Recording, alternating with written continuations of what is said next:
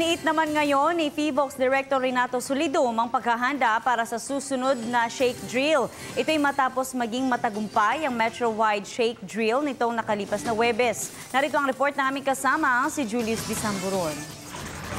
Successful yan kung ilarawan ni PHIVOLCS Director Renato Solidum ang isinagawang Metro-wide shake drill sa iba't ibang panig ng Kamaynilaan nitong nakaraang ika-30 ng Hulyo.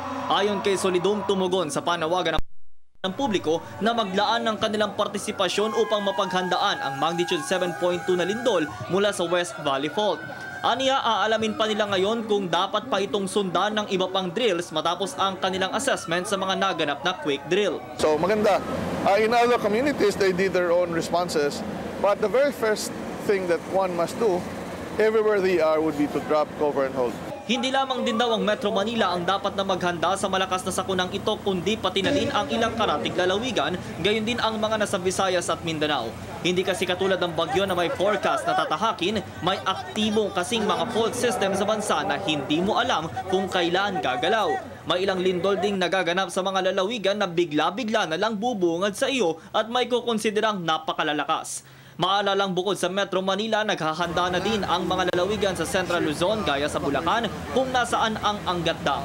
Nitong mga nagdaang araw ay tinungo ni Pangulong Aquino ang dam kasama ang provincial management team sa pangunguna ni Governor Wilhelmino Alvarado at ang KU Water na magre-rehabilitate nito.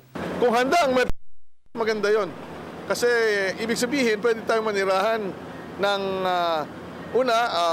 ligtas at mapayapa. Yung ating concern, yung ating problema, mawawala kung tayo'y handa. Sa ibang lugar, sa Visayas, Mindanao, dapat naghahanda din tayo.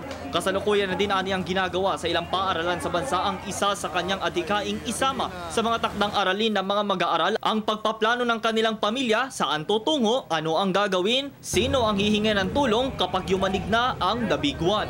Kung siseryosohin nila to, magkakaroon ng family preparedness patungkol sa lindol ang bawat pamilya. Sa oras ng sakuna, maging alerto, maging kalmado. Para sa Telebisyon ng Bayan, ako si Julius Disamburon.